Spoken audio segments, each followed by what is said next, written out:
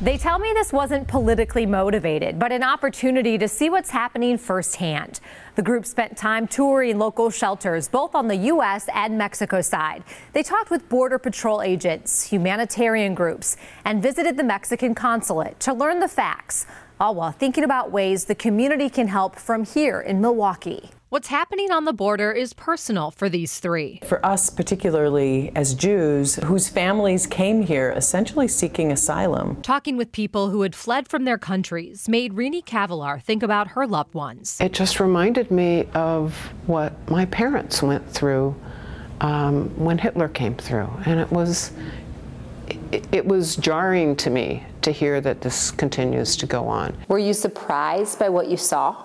I was surprised. You know, it struck me after a day of having been there that the situation is more complicated and layered than I had anticipated. Rabbi David Cohen with Congregation Sinai in Fox Point says their trip brought clarity to what's actually happening. People's lives are hanging in the balance. They met with families who had been waiting in shelters for years for their turn to cross. What we heard on this trip was frightening. Alana Khan with the Milwaukee Jewish Federation says there's a lot of confusion about how to enter the country legally. You could see the journey in their faces. They looked tired.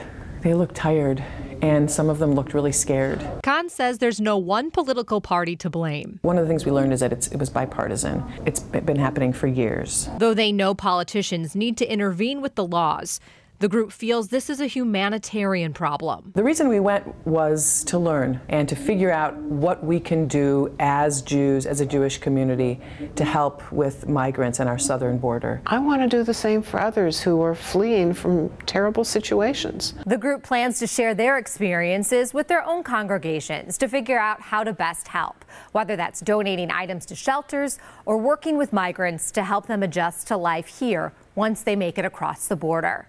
Corinne Zell, today's TMJ4.